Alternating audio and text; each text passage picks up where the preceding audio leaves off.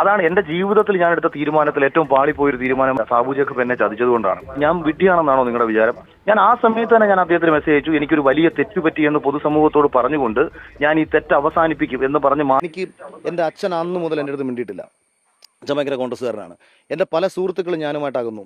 പലരും ഞാനെടുത്ത തീരുമാനത്തോട് വിയോജിച്ചു. സോഷ്യൽ മീഡിയയിൽ എനിക്കെതിരെ അതിശക്തമായ നെഗറ്റീവ് ക്യാമ്പയിൻ നടക്കുന്നു. എന്നെ ഇഷ്ടപ്പെട്ട ആൾക്കാർ പലരും തെറി വിളിക്കുന്ന സാഹചര്യം വരുന്നു.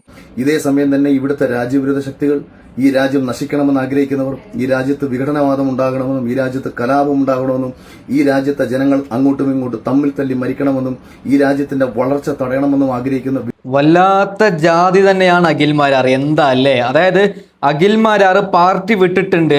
ഒരു ഫോൺ സംഭാഷണമുണ്ട്. എന്തിനാണ് പാർട്ടി വിട്ടത്? ആ ഒരു ഫോൺ സംഭാഷണം ഞാൻ വെക്കാം.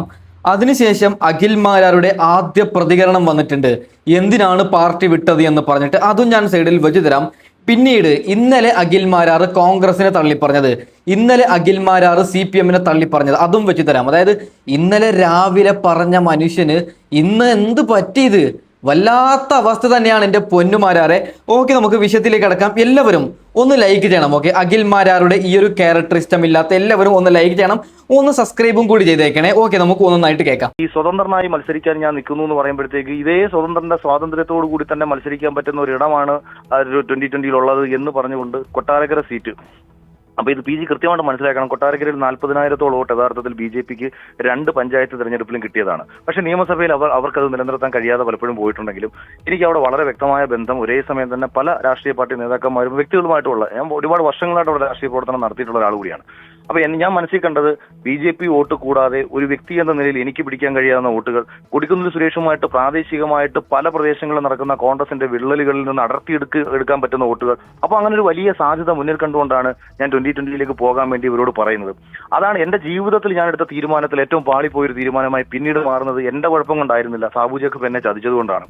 എനിക്ക് കൊട്ടാരക്കര സീറ്റ് തരാമെന്ന് പറഞ്ഞ് ഡൽഹിയിൽ വെച്ച് ഉറപ്പ് മേടിച്ച സാബു ജേക്കബ് പിന്നീട് രശ്മി വരുന്നു എന്ന് മനസ്സിലാക്കി ഞാൻ പല പ്രാവശ്യം സാബു ജേക്കബുമായിട്ട് ബന്ധപ്പെട്ടു. കൺഫർമേഷൻ ആണോ? അപ്പോഴും പുള്ളി റിപ്പീറ്റ്, ഞാൻ ഇതെല്ലാം വാട്സ്ആപ്പ് ചാറ്റിന്റെ സ്ക്രീൻഷോട്ട് വേണേൽ കാണിച്ചു തരാം. ഒരേ സമയം നോട്ടിന് കൊട്ടാരക്കര, നിങ്ങൾ അവിടെ വർക്ക് ചെയ്തോളൂ, അവിടെ ക്യാമ്പയിൻ ചെയ്തോളൂ എന്ന് പറഞ്ഞ് എന്റെ അടുത്ത് പറഞ്ഞുകൊണ്ടിരിക്കുകയും പിന്നീട് കൊട്ടാരക്കരയിലേക്ക് രശ്മി വരുന്നു. രശ്മി വന്നതിന് ശേഷം ഞാൻ രാജീവ് ചന്ദ്രശേഖറുമായിട്ട് നേരിട്ട് കൊച്ചിയിൽ വെച്ച് സംസാരിക്കുന്നു.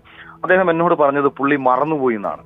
അതായത് ഒരാളെ ഒരു രാഷ്ട്രീയ പാർട്ടിയിലേക്ക് വരുമ്പോൾ സംഘടനയില്ലാത്ത ഒരു പ്രദേശത്ത് സീറ്റ് കൊടുക്കുകയാണ്. അപ്പൊ ഇദ്ദേഹം എന്റെ അടുത്ത് മറന്നുപോയി എന്ന് പറയുന്നു. ഞാൻ പക്ഷേ പരിഹാരം ഉണ്ടാക്കാം എന്ന് പറഞ്ഞ അദ്ദേഹം ഒരുപക്ഷെ ഉണ്ടാക്കിയ പരിഹാരമായിരുന്നു പിന്നീട് തൃപ്പൂണിത്തുറ സീറ്റ്. 2020 ഒരിക്കലും കൊടുക്കത്തില്ല എന്ന് പറഞ്ഞിരുന്ന ഒരു തൃപ്പൂണിത്തുറ സീറ്റ്. പിന്നീട് സാബു ജേക്കബ് ഇവിടെയും എന്ത് തരികിട ആരുമായി ചേർന്ന് കാണിച്ചാണെന്ന് എനിക്കറിയത്തില്ല. എന്നോട് മാർച്ച് 15 പറയുന്നു തൃക്കാക്കര സീറ്റാണ് അഖിലിന് വേണ്ടിയിട്ട് ഡൽഹിയിൽ നിന്ന് എഴുതി വന്നതെന്ന്. ഞാൻ തിരിച്ചു ചോദിക്കുന്നു, എവിടെ ഈ ഡൽഹിയിൽ നിന്ന് എന്തിനാണ് എഴുതി വരുന്നത്? ഞാൻ വിഡ്ഢിയാണെന്നാണോ നിങ്ങളുടെ വിചാരം? 2020 സീറ്റ് അലോക്കേറ്റ് ചെയ്ത എന്ന പണിയല്ലേ BJPക്കുള്ളൂ. 2020 തൃപ്പൂണിത്തുറ സീറ്റ് നൽകിയെങ്കിൽ ആ സീറ്റിൽ ആര് മത്സരിക്കണമെന്ന് തീരുമാനിക്കുന്നത് ഡൽഹിയിൽ നിന്നാണോ? സാബു ജേക്കബ് അല്ലേ തീരുമാനിക്കുന്നത്? ഞാൻ ആ സമയത്ത് തന്നെ ഞാൻ അദ്ദേഹത്തിന് മെസ്സേജ് അയച്ചു. എനിക്കൊരു വലിയ തെറ്റ് പറ്റിയെന്ന് പൊതുസമൂഹത്തോട് പറഞ്ഞുകൊണ്ട് ഞാൻ ഈ തെറ്റ് അവസാനിപ്പിക്കും എന്ന് പറഞ്ഞ് മാർച്ച് 15 തന്നെ ഞാൻ അദ്ദേഹത്തിന് മെസ്സേജ് അയക്കുന്നു. പക്ഷെ പിറ്റേന്ന് വീണ്ടും എന്നെ ചർച്ച വിളിക്കുന്നു. അപ്പൊ എന്നെ സംബന്ധിച്ച് ഞാൻ പെട്ടുപോയി. തൃക്കാക്കരയിൽ എന്നെ മത്സരിപ്പിക്കാൻ വരുന്ന സമയത്ത് ഇവർ പറഞ്ഞത് തൃക്കാക്കരയിൽ ഇവർക്ക് സംഘടനയുണ്ട്, ഇവർക്ക് കഴിഞ്ഞ തവണ 15,000 വോട്ട് കിട്ടിയിട്ടുണ്ട്, അവര് മുനിസിപ്പാലിറ്റിയിൽ മത്സരിച്ച സമയത്ത് അവർക്കൊരു കൗൺസിലർ ഉണ്ടായിട്ടുണ്ട്, അവിടെ 18ഓളം ആൾക്കാർ അവിടെ അവരുടെ മുനിസിപ്പാലിറ്റിയിൽ കോർപ്പറേഷനിലും തൃക്കാക്കര മുനിസിപ്പാലിറ്റിയിലാണ് മത്സരിച്ചിട്ടുണ്ട്. പക്ഷേ PG യാഥാർത്ഥ്യം ഞാൻ പറഞ്ഞുതരാം. 2 പേരായിരുന്നു തൃക്കാക്കരയിൽ എന്റെ കൂടെ മുഴുവൻ സമയ പ്രവർത്തനത്തിനുണ്ടായിരുന്നത്. വെറും 2 പേർ. 2020 മണ്ഡലം പ്രസിഡന്റ് ജെയിംസും മുൻ മത്സരിച്ച ഒരു ഡോക്ടർ ടെറിയും. വേറെ ആൾക്കാരെ അവിടെ ഇവിടെയൊക്കെ വെച്ച് വന്ന് കണ്ട് കൈ തന്നു പോകുന്നതല്ലാതെ ഒരൊറ്റ മനുഷ്യനില്ലായിരുന്നു. മത്സരിച്ച് ജയിച്ച കൗൺസിലർ ഇവരെ തിരിഞ്ഞു നോക്കിയിട്ടില്ല. ഒരു ദിവസം പ്രവർത്തനത്തിന് പോയിട്ട് ഒരു 2020 സ്ഥാനാർത്ഥി എന്ന നിലയിൽ ഞാൻ അവരെ കാണാൻ ചെല്ലുന്ന സമയത്ത് പോലും സുഖമില്ല എന്ന് പറഞ്ഞ് ഒഴിഞ്ഞു മാറാൻ നിന്നവരാണ് അവർ. അതായത് സാബു ജേക്കബിന്റെ ഈ നിലപാടിനെ എതിർത്തുകൊണ്ട് ഇവരാരും തന്നെ പ്രവർത്തന രംഗത്ത് ഇറങ്ങിയിരുന്നില്ല എന്നതാണ് സത്യം.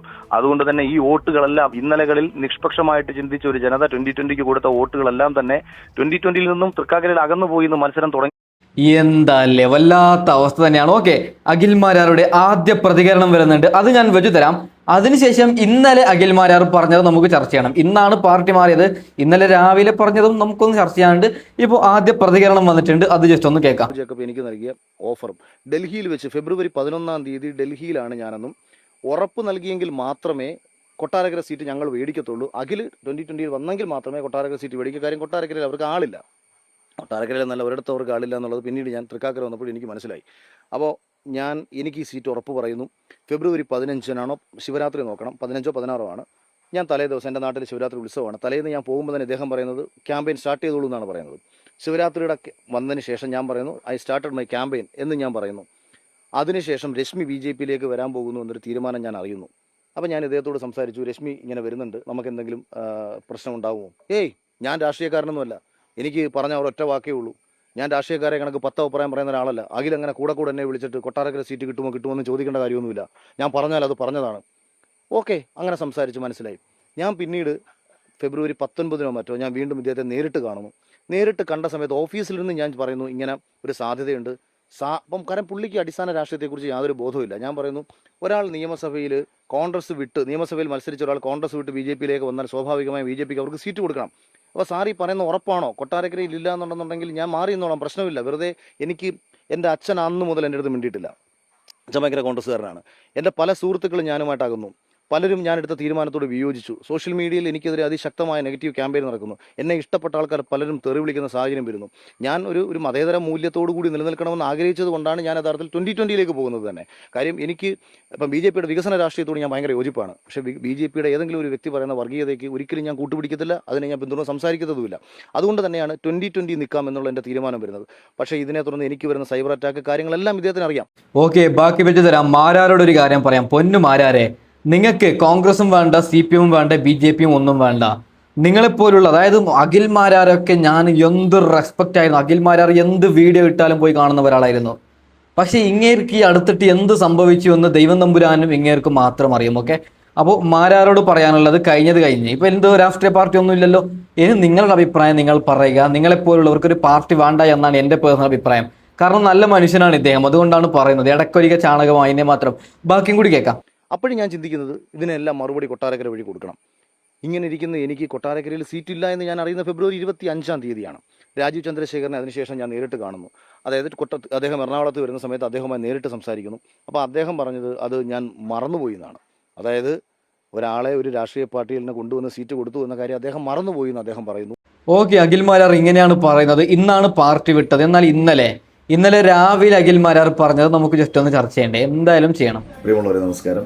ഡൽഹിയിലെ വിദ്യാർത്ഥികളുടെ പ്രക്ഷോഭവും തുടർന്ന് കേന്ദ്ര വിദ്യാഭ്യാസ മന്ത്രിയുടെ രാജിയും അതിനെ തുടർന്ന് ഇന്ത്യയിലെ ചില പ്രദേശങ്ങളിലും കേരളത്തിലെ എല്ലായിടത്തും അലയടിക്കുന്ന വിജയാഘോഷങ്ങളുമൊക്കെ കാണുമ്പോൾ ചില കാര്യങ്ങൾ പറയാതിരിക്കാൻ വയ്യ.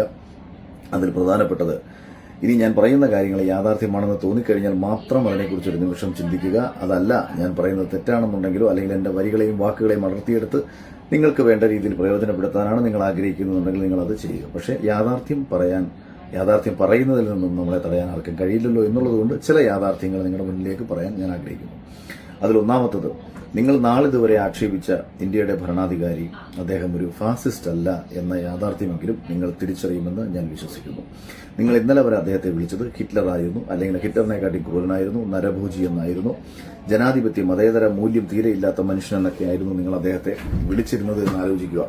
ഒരുപക്ഷെ അദ്ദേഹം ഇന്ദിരാഗാന്ധിയെ പോലെയോ ജവഹർലാൽ നെഹ്റുവിനെ പോലെയൊക്കെ ഒരു ഭരണാധികാരി ആയിരുന്നുണ്ടെങ്കിൽ നിങ്ങളുടെ സമരത്തെ അടിച്ചമർത്തി ഡൽഹിയിൽ ഒരു വലിയ കലാപം സൃഷ്ടിച്ച് അതിലൂടെ കുറെ കുട്ടികളെ കുരുതി കൊടുത്ത് അതിൽ സന്തോഷിക്കുന്ന ഒരു മനുഷ്യനായിട്ട് അദ്ദേഹം മാറിയനെ. കാരണം 1957 EMS സർക്കാർ കേരളത്തിൽ ജനാധിപത്യ ബോധത്തോടുകൂടി തിരഞ്ഞെടുക്കപ്പെട്ട ഒരു സർക്കാരിനെ പിരിച്ചുവിട്ട ഭരണാധികാരിയുടെ പേര് ജവഹർലാൽ നെഹ്റു എന്നായിരുന്നു. ഓക്കെ, നിങ്ങൾ കേട്ടല്ലോ. അതായത് ഇന്നലെ കോൺഗ്രസിനെ തള്ളിപ്പറഞ്ഞു, ജവഹർലാൽ നെഹ്റുവിനെ തെറി വിളിച്ചു. അത് ഈ അഖിൽ മാരാർ. അതായത് ഇന്നലെ നരേന്ദ്രമോദി വലിയൊരു പുണ്യാളനായിരുന്നു. ഇന്നാണ് ഇതൊക്കെ വെറുക്കപ്പെട്ടതും പാർട്ടി വിട്ടതൊക്കെ. വല്ലാത്ത അവസ്ഥ തന്നെയാണ്. എന്താ മാരാറേ ഇങ്ങനെ? ഓക്കെ, ബാക്കിയും കൂടി കേൾക്കാം. രാജ്യത്തെ തെരഞ്ഞെടുക്കപ്പെട്ട നിരവധി സർക്കാരുകളെ അധികാരം ഉപയോഗിച്ചുകൊണ്ട് ഇല്ലാതാക്കിയ രാഷ്ട്രീയ പ്രസ്ഥാനത്തിന്റെ പേര് കോൺഗ്രസ് എന്നായിരുന്നു. പിന്നീട് ഡൽഹി ഇന്ദിരാഗാന്ധി ഈ രാജ്യം ഭരിക്കുന്ന സമയത്ത് ഇന്ദിരാഗാന്ധിക്കെതിരെ ഉയർന്നു വന്ന ശബ്ദങ്ങളെയെല്ലാം തന്നെ ആ രാഷ്ട്രീയ പാർട്ടിക്കുള്ളിൽ നിന്നും ഉയർന്നു വന്ന ശബ്ദങ്ങളെ അവിടെ വെച്ച് അടിച്ചമർത്തി ഇല്ലാതാക്കുകയും പുറമേ നിന്ന് ഉയർന്നു വന്ന ശബ്ദങ്ങളെ എല്ലാ രീതിയിലും അടിച്ചമർത്തി ഇല്ലാതാക്കുകയും പിന്നീട് അധികാരം ഉപയോഗിച്ചുകൊണ്ട് ഈ രാജ്യത്ത് അടിയന്തരാവസ്ഥ പ്രഖ്യാപിച്ച് ഈ രാജ്യത്തെ മാധ്യമങ്ങളെയും ജനങ്ങളുടെയും അവന്റെ അഭിപ്രായ സ്വാതന്ത്ര്യങ്ങളെയും അവന്റെ ആവിഷ്കാര മൂല്യങ്ങളെയും പരിപൂർണ അർത്ഥത്തിൽ ഇല്ലാതാക്കി ഈ രാജ്യം കണ്ട കാടത്ത പൂർണ്ണമായിട്ടുള്ള ഒരു ഭരണം ഈ രാജ്യത്ത് ഏർപ്പെടുത്തി എതിർത്തവരെയും എതിർ ശബ്ദങ്ങളെയും എല്ലാം ജയിലിലടച്ച് ഇല്ലാതാക്കിയ ഭരണാധികാരിയുടെ പേര് ഇന്ദിരാഗാന്ധി എന്നായിരുന്നു. കേട്ടോ നിങ്ങൾ, ഇന്ദിരാഗാന്ധിയെ കുറിച്ചിട്ട് ഇല്ലാത്ത കാര്യമാണ് അഖിൽ മാരാർ ഇന്നലെ പറഞ്ഞത്. നോക്കൂ നിങ്ങൾ, ഇന്ന് ഇന്ദിരാഗാന്ധി പുണ്യാളത്തി, ഇന്ന് രാഹുൽ ഗാന്ധി പുണ്യാളന്, ഇന്നലെ ഇവരൊക്കെ വെറും വെറുപ്പിക്കപ്പെട്ടവരെന്നാണ് മാരാർ പറയുന്നത്.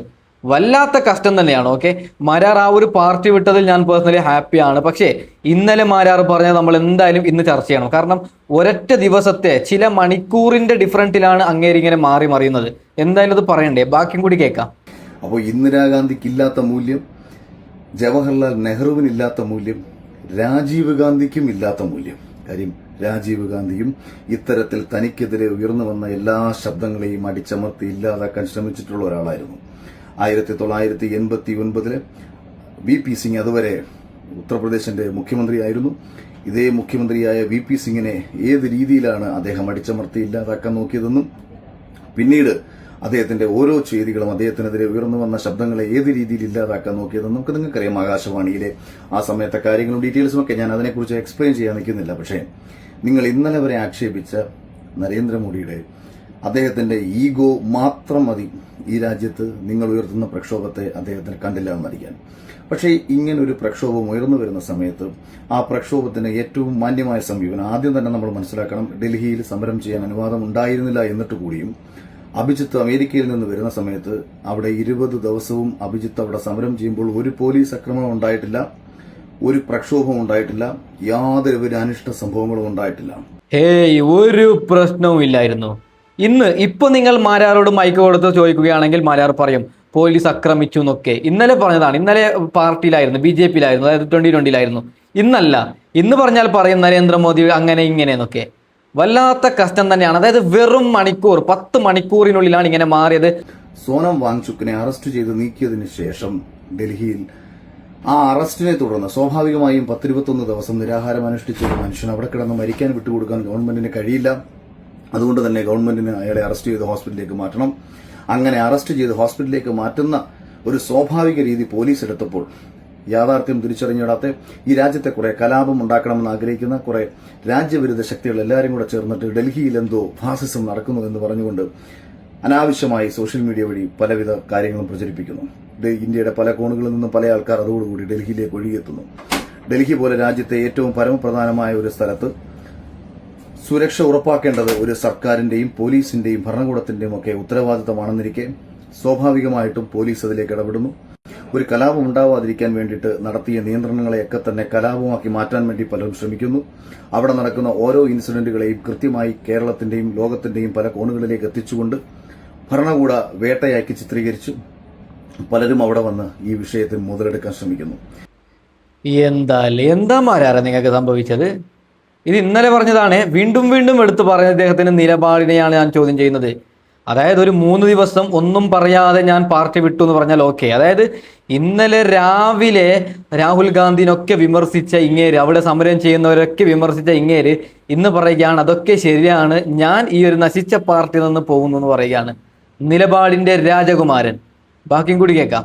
ഇന്ത്യയിൽ ഇന്നലകളിൽ CAA NRC സമരത്ത് ഒത്തുകൂടിയ അതേ വിഭാഗം, ജന്തർ മന്ദറിൽ ഒത്തുകൂടിയ അതേ വിഭാഗം, ജാമിയ മിലിയയിൽ പ്രതിഷേധിച്ച അതേ വിഭാഗം, ലക്ഷദ്വീപ് വിഷയത്തിൽ പ്രതിഷേധിച്ച അതേ വിഭാഗം, അങ്ങനെ രാജ്യത്ത് കർഷക സമരത്തിൽ പ്രതിഷേധിച്ച അതേ വിഭാഗം, അതുപോലെ രാജ്യത്ത് ഇന്നലകളിൽ ഏതൊക്കെ സമയത്താണോ ഉത്തരേന്ത്യയിലും ഡൽഹിയിലുമൊക്കെ ഇത്തരം പ്രക്ഷോഭങ്ങൾ ഉയർന്നിട്ടുള്ളത് ആ സമയത്തെല്ലാം ഒത്തുകൂടിയ അതേ വിഭാഗം ആൾക്കാർ ഡൽഹിയിൽ ഒത്തുകൂടുകയും ഒരു വലിയ പ്രക്ഷോഭത്തിലേക്ക് കാര്യങ്ങൾ കൊണ്ടുപോകാൻ ശ്രമിക്കുകയും ചെയ്തപ്പോൾ ഗവൺമെന്റ് ഏറ്റവും മനോഹരമായ തീരുമാനമെടുത്തു. വിദ്യാഭ്യാസ മന്ത്രി രാജിവെച്ചു. അപ്പോൾ നിങ്ങൾ മനസ്സിലാക്കേണ്ടത് ഇന്ത്യയിൽ കഴിഞ്ഞ 13 വർഷമായി ഭരിക്കുന്ന ഒരു ഗവൺമെന്റ്, ഒരു സർക്കാർ, അത് ഫാസിസ്റ്റ് ഗവൺമെന്റ് അല്ല, പകരം ജനാധിപത്യ ബോധവും മതേതര മൂല്യവുമുള്ള ഒരു ഗവൺമെന്റാണ്. ഇനി വിദ്യാർത്ഥികളുടെ ഈ പ്രക്ഷോഭത്തെ കണ്ടില്ല എന്ന് നടിക്കാൻ പറ്റുമോ നിങ്ങൾ ചോദിക്കുന്നു. കേരളത്തിൽ KSU ഒരു സമരം നടത്തിക്കഴിഞ്ഞാൽ അത് വിദ്യാർത്ഥികളുടെ പ്രക്ഷോഭമല്ലേ? അത് കണ്ട് എന്ന് കേരളത്തിലെ ഏതെങ്കിലും കമ്മ്യൂണിസ്റ്റ് സർക്കാർ നടിച്ചതായി നിങ്ങൾ കണ്ടിട്ടുണ്ടോ? കേരളത്തിലെ SFI ഒരു പ്രക്ഷോഭം ഉയർത്തിക്കഴിഞ്ഞാൽ അതും വിദ്യാർത്ഥികൾ ഉയർത്തുന്ന പ്രക്ഷോഭമല്ലേ? അതിനെ പൂർണ്ണ അർത്ഥത്തിൽ ഏതെങ്കിലും കോൺഗ്രസ് സർക്കാർ അംഗീകരിച്ചിട്ടുണ്ടോ? ഇനി ജനാധിപത്യപരമായി ഉയർന്നു കേൾക്കുന്ന ശബ്ദങ്ങളെയൊക്കെ അടിച്ചമർത്താൻ നോക്കിയിട്ടുള്ള സർക്കാരുകളുടെ കാര്യങ്ങൾ നമ്മൾ പരിശോധിച്ചു കഴിഞ്ഞാൽ ഇന്ത്യയിൽ അത്തരത്തിലെ ഏറ്റവും നീചമായ ഗവൺമെന്റ് ആരുടെയാണെന്ന് ചോദിച്ചാൽ അത് കമ്മ്യൂണിസ്റ്റ് പാർട്ടി ഭരിക്കുന്ന ഗവൺമെന്റ് ആയിരുന്നു എന്നല്ലാതെ നമുക്ക് എങ്ങനെ പറയാൻ പറ്റും? ഇന്ത്യയിലെ കർഷകർ, ഒരു കാലത്ത് ബംഗാളിലെ കർഷകർ തങ്ങളുടെ ഭൂമി ടാറ്റയും പിടിച്ചുകൊണ്ട് പോകാൻ ശ്രമിച്ച സമയത്ത് അല്ലെങ്കിൽ സർക്കാർ അതിന് ഒത്താശ ചെയ്തു കൊടുത്ത സമയത്ത് കർഷകർ ബംഗാളിൽ പ്രതിഷേധിച്ചില്ലേ? പ്രതിഷേധിച്ച കർഷകരെ വെടിവെച്ച് കൊന്ന സർക്കാരിന്റെ പേര് കമ്മ്യൂണിസ്റ്റ് സർക്കാർ എന്നല്ലേ? ഓക്കെ, ഞാൻ അഖിൽ മാരാരോട് ഒരു കാര്യം പറയാം. ധർമ്മേന്ദ്ര പ്രധാൻ രാജിവെച്ചത്, ധർമ്മേന്ദ്ര പ്രധാനെങ്ങാനും രാജിവെച്ചിട്ടില്ല എങ്കിൽ വലിയൊരു കലഹം നടക്കും. അതായത് ശ്രീലങ്ക മാതിരി, നേപ്പാൾ മാതിരി, ഈ പറയുന്ന ബംഗ്ലാദേശ് മാതിരി വലിയ ഒരു യുദ്ധം, വലിയൊരു കലഹം നടന്നാൽ നരേന്ദ്രമോദിയുടെ കസാരയടക്കം തെറുക്കാനുള്ള സാധ്യതയുണ്ട്. അങ്ങനെ വരാതിരിക്കട്ടെ നമ്മുടെ ഇന്ത്യ രാജ്യത്ത്. അത് മുൻകൂട്ടി കണ്ടിട്ടാണ് ധർമ്മേന്ദ്ര പ്രധാൻ രാജിവെച്ചത്. ഓക്കെ, ബാക്കിയും കൂടി കേട്ട് നോക്കാം. ആ വെടിവെച്ച് കൊല്ലനെ തുടർന്ന് കേരളത്തിലും ബംഗാളിൽ നിന്ന് പരിപൂർണമായും ജനം ആട്ടിയോടിച്ച ഗവൺമെന്റിന്റെ പേര് കമ്മ്യൂണിസ്റ്റ് സർക്കാർ എന്നല്ലേ? ഇന്ത്യയിലെ എല്ലാ പ്രദേശത്തു നിന്നും ജനങ്ങൾ ആട്ടിയോടിച്ച രാഷ്ട്രീയ പ്രസ്ഥാനത്തിന്റെ പേര് കമ്മ്യൂണിസ്റ്റ് പ്രസ്ഥാനം എന്നല്ലേ? ഇന്ത്യയിലെ ജനങ്ങളൊക്കെ എന്തുകൊണ്ടാണ് BJP സ്വീകരിച്ചത്? BJP മുന്നോട്ട് വെച്ചിട്ടുള്ള വികസന കാഴ്ചപ്പാടുകൾ കൊണ്ടാണ്. അല്ലാതെ ഈ നിങ്ങൾ പറയുന്നത് കണക്ക് അവർ ഉയർത്തിപ്പിടിക്കുന്ന വർഗീയതയാണെന്നുണ്ടെങ്കിൽ മ്യാൻമാറിൽ നിന്ന്, ബുദ്ധന്മാർ ഭരിക്കുന്ന മ്യാൻമാറിൽ നിന്ന് ലോകത്ത് സമാധാനത്തിന് നോബൽ സമ്മാനം കിട്ടിയ പ്രധാനമന്ത്രിയുടെ പേരുകളിൽ ഒന്നാണ് ആങ് സാൻ സൂചി. ആങ് സാൻ സൂചി ഭരിക്കുന്ന മ്യാൻമാറിൽ നിന്ന് മുസ്ലിങ്ങൾ പലായനം ചെയ്തു വന്നത് ഇവിടെ നിങ്ങൾ ആക്ഷേപിക്കുന്ന ഹിന്ദു ഭീകരവാദി അല്ലെങ്കിൽ നരഭോജി എന്നൊക്കെ വിളിച്ച് നിങ്ങൾ ആക്ഷേപിക്കുന്ന നരേന്ദ്രമോദി ഭരിക്കുന്ന ഇന്ത്യയിലേക്കാണ് മ്യാൻമാറിൽ നിന്ന് ജനങ്ങൾ മുസ്ലിങ്ങൾ പലായനം ചെയ്തു വന്നത്. ഇന്തോനേഷ്യയിൽ നിന്ന് മുസ്ലിങ്ങൾ പലായനം ചെയ്തു വന്നത് ഇന്ത്യയിലേക്കാണ്. അപ്പോൾ ഒരു ഭാഗത്ത് നിങ്ങൾ നരഭോജി എന്നും ഭീകരവാദി എന്നും വിളിക്കുന്ന നരേന്ദ്രമോദി ഭരിക്കുന്ന ഈ ഇന്ത്യയിൽ കഴിഞ്ഞ 13 വർഷമായി അതും അപ്രമാദിത്വത്തോടു കൂടിയിട്ടാണ് ഭരിക്കുന്നത്. ലോക്സഭയിലും നിയമസഭയിലും ഒക്കെ തന്നെ അപ്രമാദിത്വത്തോടു കൂടിയിട്ട് ഒരു സർക്കാർ അധികാരം കൈയാളുമ്പോൾ അവർക്ക് അവരുടേതായ രീതിയിൽ എന്തും ചെയ്യാമെന്നിരിക്കെ ഇന്ത്യ മഹാരാജ്യത്ത് നിന്നും ഏതെങ്കിലും ഒരു പ്രദേശത്ത് നടക്കുന്ന പ്രാദേശിക പ്രശ്നങ്ങൾ മാറ്റി നിർത്തിക്കഴിഞ്ഞാൽ ഭരണകൂടത്തിന്റെ വേട്ടയെ തുടർന്ന് ഒരു മനുഷ്യന് പോലും ഇന്ത്യയിൽ നിന്ന് പലായനം ചെയ്തു പോകേണ്ട ഒരു സാഹചര്യവും ഉണ്ടായിട്ടില്ല. എന്നാൽ കമ്മ്യൂണിസ്റ്റ് പാർട്ടി ഭരിച്ചിട്ടുള്ള പ്രദേശങ്ങളിൽ എന്താണ് സംഭവിച്ചത്? വല്ലാത്ത ഗതികേട് തന്നെയാണല്ലേ. വീണ്ടും വീണ്ടും പറയുന്നു, ഇത് ഇന്നലെ ചെയ്ത വീഡിയോ ആണ്, ഇന്നാണ് മാരാർ പാർട്ടി മാറിയത്. എന്റെ പൊന്നു മാരാറെ, നിങ്ങളെ മനസ്സിൽ പാർട്ടി മാറുന്നൊരു ചിന്തയുണ്ടെങ്കിൽ ഇങ്ങനെയൊക്കെ പറയണോ? നിങ്ങൾക്ക് ഇതൊക്കെ നടന്നതാണോ എന്ന് ചോദിച്ചു കഴിഞ്ഞാൽ അഖിൽമാരോട് തന്നെ ചോദിക്കണം, ഇതിന്റെ തെളിവുണ്ടോ എന്നൊക്കെ. കണക്കറിയത്തില്ല. വല്ലാത്ത അവസ്ഥ തന്നെയാണ്. ഓക്കെ, എന്തായാലും പാർട്ടി മാറിയല്ലോ, അത് വലിയൊരു സന്തോഷം തന്നെയാണ്. ബാക്കിയും കൂടി കേൾക്കാം. എന്തുകൊണ്ടാണ് ബംഗാളും ത്രിപുരയും ഒക്കെ കമ്മ്യൂണിസ്റ്റ് പാർട്ടിക്ക് ഇല്ലാതായി പോയത്? എന്തുകൊണ്ടാണ് 30 വർഷത്തിലധികമായി ഒരേ സംസ്ഥാനത്ത് തുടർച്ചയായിട്ട് BJPക്ക് ഭരിക്കാൻ കഴിയുന്നത്? എന്തുകൊണ്ടാണ് ഇന്ത്യയിലെ പല സംസ്ഥാനത്തു നിന്നും കോൺഗ്രസ് ഇല്ലാതായി പോയത്? ചെയ്യുന്ന പ്രവൃത്തിയുടെ ഫലമാണ് കർമ്മമെന്ന് ഭഗവത്ഗീതയിൽ ശ്രീകൃഷ്ണൻ പറഞ്ഞതുപോലെ ചെയ്യുന്ന കർമ്മമാണ് ഇവരെയൊക്കെ വളർത്തിയതും ചെയ്യുന്ന കർമ്മമാണ് ഇവരെയൊക്കെ നശിപ്പിച്ചതും. ഇതേ സമയം തന്നെ ഇവിടുത്തെ രാജ്യവിരുദ്ധ ശക്തികൾ, ഈ രാജ്യം നശിക്കണമെന്ന് ആഗ്രഹിക്കുന്നവർ, ഈ രാജ്യത്ത് വിഘടനവാദം ഉണ്ടാകണമെന്നും ഈ രാജ്യത്ത് കലാപം ഉണ്ടാകണമെന്നും ഈ രാജ്യത്തെ ജനങ്ങൾ അങ്ങോട്ടും ഇങ്ങോട്ടും തമ്മിൽ തല്ലി മരിക്കണമെന്നും ഈ രാജ്യത്തിന്റെ വളർച്ച തടയണമെന്നും ആഗ്രഹിക്കുന്ന വിദേശ ശക്തികളും മറ്റുള്ളവരുടെ മെക്ക സഹായത്തോടു കൂടിയിട്ട് തന്നെ മതം തലയ്ക്ക് പിടിച്ച ഒരു വിഭാഗം പേരും മതേതര മൂല്യമില്ലാത്ത എന്നാൽ മതേതരവാദികളാണെന്ന് പറഞ്ഞു നടക്കുന്ന കുറെ കപട പുരോഗമനവാദികളും ഒക്കെ ചേർന്ന് ഈ രാജ്യത്തെ ഇല്ലാതാക്കാൻ നോക്കുന്ന നീക്കത്തെ നമുക്ക് ചെറുക്കണ്ടേ? നമ്മളെല്ലാം സമാധാനത്തോടുകൂടി കഴിയുന്നത് കാണുമ്പോൾ, ഹിന്ദുവും മുസ്ലിമും ക്രിസ്ത്യാനിയും ഒക്കെ സമാധാനത്തോടുകൂടി കഴിയുന്നത് കാണുമ്പോൾ അവരെ തമ്മിലടിപ്പിച്ച് ചോര കുടിക്കുന്ന ചെന്നായ്ക്കളെ തിരിച്ചറിയണ്ടേ? എന്താല്ലേ, ഡോക്ടർ റോബിൻ കരയുന്നു എന്നാണ് കേട്ടത്. അതായത് അഖിൽമാരാറും കൈവിട്ടു. ഇനി ഒറ്റയ്ക്ക്, റോബിൻ ഒറ്റയ്ക്കല്ലേ. ഇതിപ്പോ അഖിൽമാരാറെ ഇപ്പൊ ഞാൻ ട്രോളി. ഒരു എക്സാമ്പിൾ പറയാം. നാളെ മുതൽ മാരാരെ ആരും ട്രോളത്തില്ല. മാരാർ തിരിച്ചു വന്നു, ഒരാഴ്ച ചിലപ്പോൾ എയറിൽ പറക്കും, അതിനുശേഷം നിലപാടുള്ളവനാവും, ഉറപ്പാണ്. അതായത് BJPക്ക് പോയിട്ട് ആർക്കും നിലപാട് പറയാൻ പറ്റത്തില്ല. നോക്കൂ നിങ്ങൾ, ഈ പറയുന്ന 2020 ചേർന്നത് കൊണ്ടാണ് ഇങ്ങനെ വൃത്തികേട് അഖിൽമാരാർക്ക് പറയേണ്ട ഒരു അവസ്ഥ വരുന്നത്. വല്ലാത്ത ഗതികേട് തന്നെയാണ്. അഖിൽമാരാർ പറയുന്ന അവസാനത്തെ ഒരു ഭാഗം കേട്ട് നമുക്ക് വീഡിയോ വൈൻഡപ്പ് ചെയ്യാം. ഓക്കെ, ഈ തിരിച്ചറിവ് കൂടി നിങ്ങൾക്ക് എല്ലാവർക്കും ഉണ്ടാവണം. രാഷ്ട്രീയമായി നിങ്ങൾക്ക് ഏത് വിഷയത്തിലും ഏത് ഭരണകൂടത്തെയും ഭരണാധികാരികളെയും എതിർക്കാം. പക്ഷേ യാഥാർത്ഥ്യം നിങ്ങൾ ഒരിക്കൽ കൂടി ചിന്തിക്കുക. സമരങ്ങളെ അടിച്ചമർത്തിയ ശീലമാണ് ഒരുവിധപ്പെട്ട എല്ലാ രാഷ്ട്രീയ നേതാക്കന്മാർക്കുമുള്ളത്, എല്ലാ രാഷ്ട്രീയ പാർട്ടികൾക്കുമുള്ളത്. അപ്പോൾ ഒരു സമരത്തെ സ്വീകരിച്ച ഒരു സർക്കാരിനെ അഭിനന്ദിക്കാനുള്ള മനസ്സ് കാണിക്കണം. അതിനുശേഷം പ്രധാനമന്ത്രിയെ വ്യക്തിപരമായി ആക്ഷേപിക്കുന്ന നിരവധി വീഡിയോകളും നിരവധി പോസ്റ്റുകളും കണ്ടു. അദ്ദേഹത്തിന്റെ പല്ലിനിടയിൽ കറുപ്പുണ്ട് എന്ന് പറഞ്ഞുകൊണ്ട് അദ്ദേഹത്തെ ആക്ഷേപിക്കുന്നതും അതിനെതിരെ വീഡിയോ ചെയ്യുന്നതുമായിട്ടുള്ള പലരെയും ഞാൻ കണ്ടു. ഒരു 75 വയസ്സ് കഴിഞ്ഞ ഒരു മനുഷ്യനെ ഏതെല്ലാം രീതിയിൽ ആക്ഷേപിക്കാമോ ആ രീതിയിലെല്ലാം ആക്ഷേപിച്ചുകൊണ്ട് നിങ്ങൾ സംസാരിക്കുമ്പോൾ നിങ്ങൾ അതിലൂടെ എന്ത് മാറ്റമാണ് കൊണ്ടുവരാൻ ആഗ്രഹിക്കുന്നത്? അപ്പോൾ ഈ ഇത്തരത്തിലുള്ള വ്യക്തിപരമായ ആക്ഷേപങ്ങളും പരിഹാസങ്ങളും അധിക്ഷേപങ്ങളും ഒക്കെ മാറ്റിവെച്ച് സിസ്റ്റത്തിന്റെ തെറ്റുകൾക്കെതിരെ നിങ്ങൾക്ക് ശബ്ദമുയർത്താൻ ആഗ്രഹിക്കുന്നുണ്ടെന്നുണ്ടെങ്കിൽ, സിസ്റ്റത്തിന്റെ തെറ്റുകൾക്കെതിരെ പോരാടാൻ നിങ്ങൾക്ക് ആഗ്രഹമുണ്ടെന്നുണ്ടെങ്കിൽ, അതിനെതിരെ ഒരുമിച്ച് നിന്ന് സംസാരിക്കാൻ ഈ രാജ്യത്തെ എല്ലാ ജനവിഭാഗങ്ങളും മനസ്സുകൊണ്ടെങ്കിലും തയ്യാറാവും. ചിലപ്പോൾ രാഷ്ട്രീയമായിട്ട് എല്ലാവർക്കും യോജിക്കാൻ കഴിഞ്ഞില്ലെങ്കിലും മനസ്സുകൊണ്ടെങ്കിലും തയ്യാറാവും. അതുകൊണ്ട് തെറ്റുകൾക്കെതിരെ ശബ്ദമുയർത്തൂ, വ്യക്തിഹത്യ നിർത്തൂ, അധിക്ഷേപങ്ങൾ ഒഴിവാക്കൂ. കുറഞ്ഞ പക്ഷം ഈ രാജ്യത്ത് ഭരിക്കുന്ന ഒരു ഗവൺമെന്റ് കാണിച്ച ജനാധിപത്യ ബോധത്തെ, ജനാധിപത്യ നീതിയെ അംഗീകരിക്കാനുള്ള ഒരു മനസ്സുണ്ടാവട്ടെ. അതുകൊണ്ട് നിങ്ങൾക്ക് പ്രധാനമന്ത്രിയെ ഈ വിഷയത്തിൽ ആക്ഷേപിക്കുകയല്ല നിങ്ങൾ ചെയ്യേണ്ടത്. ഒരു ഈഗോയും ഇല്ലാതെ വിദ്യാർത്ഥികളുടെ ഈ സമരത്തെ അദ്ദേഹം ഉൾക്കൊള്ളാൻ കാണിച്ച അദ്ദേഹത്തിന്റെ ആ മനസ്സിനെ പൂർണ്ണമായും നിങ്ങൾ സപ്പോർട്ട് ചെയ്യുക. ഈ രാജ്യത്ത് തെറ്റുപറ്റാത്ത ഒരു ഗവൺമെന്റുമില്ല. ഭാവിയിൽ ആര് ഭരിച്ചാലും എല്ലാം ശരിയായി പോകണമെന്നുമില്ല.